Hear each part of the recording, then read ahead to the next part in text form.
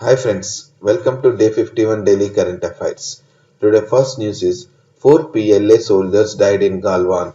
This is about when our in Galwan our soldiers died. During that time, the four soldiers also died said by China yesterday.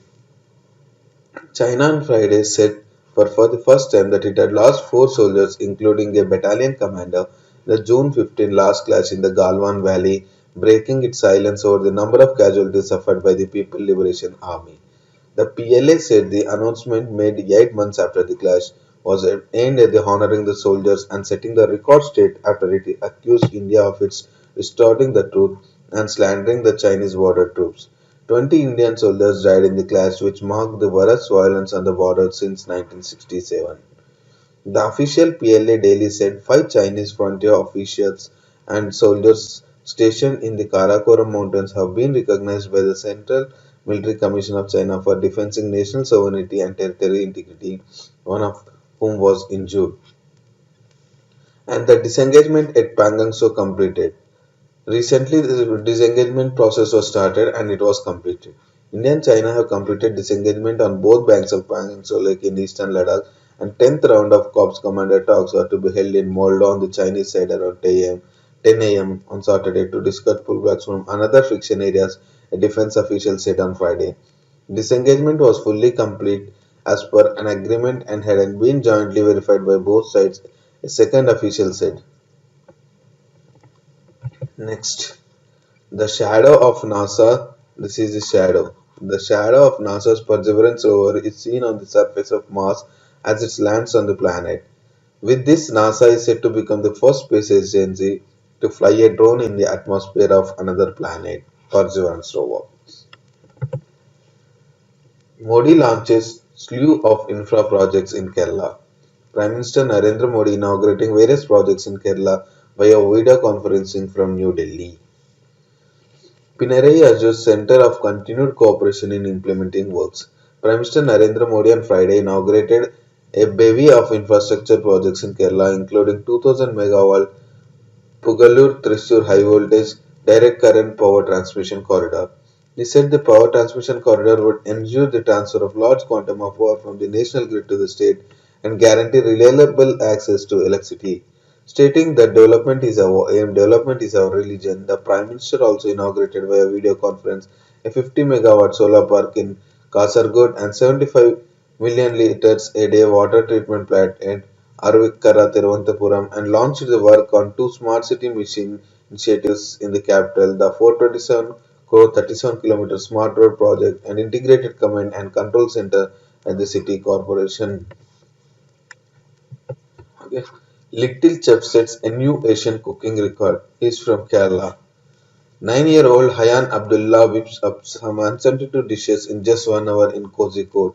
Hayan Abdullah with his 172 dishes.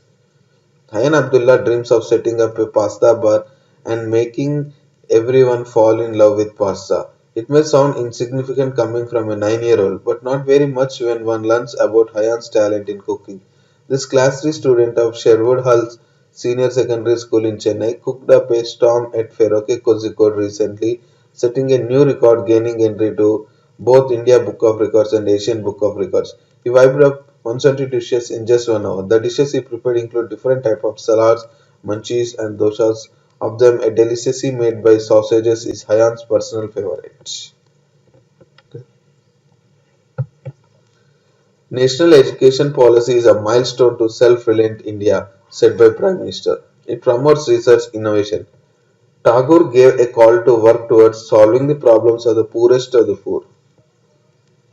Describing the new education policy as a major milestone in the making of self-reliant nation, Prime Minister Narendra Modi on Friday said Gurudev Rabindranath Tagore developed systems at Vishwabharati which were medium of modernizing Indian education and freeing it from the shackles of slavery.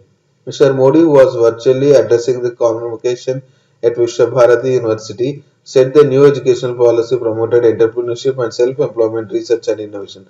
This education policy is a major milestone in the making of Atmanirbhar Bharat, he said. Rahul flags delay in the review of one rank one pension system. On the second day of the three-day meeting of the Parliamentary Standing Committee on Defence, Congress leader Rahul Gandhi questioned government officials on the review of one rank one pension, which has been pending since last June. Military officials, according to sources, informed the panel that there were certain loopholes which need to be fixed. A committee has been constituted to look into the issue and review will be held once the committee submits its report, officials said. Okay. Next, US ready for talks on Iran deal.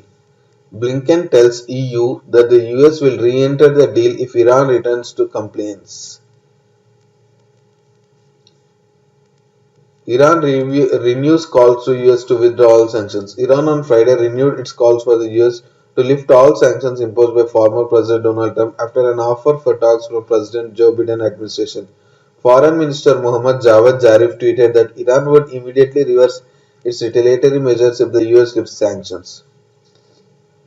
The US has asked the UNSC to withdraw Trump administration letter seeking sanctions on Iran. The Biden administration has said that it will participate in talks with Iran with a view to reinstate the Joint Comprehensive Plan of Action or the Iran nuclear deal, which has been unraveling since the US departure from deal in 2018. New public sector enterprises policy envisages at most four strategic sector firms. The enterprises would be holding nature, DPE Secretary. The new public sector enterprises policy envisages that the strategic sector have limited number of players restricting to its maximum four public sector enterprises of holding nature, a top official said on Friday. Department of Public Enterprises Secretary Silas said the remaining enterprises will be rationalized in terms of mergers, amalgamations and privatization if feasible.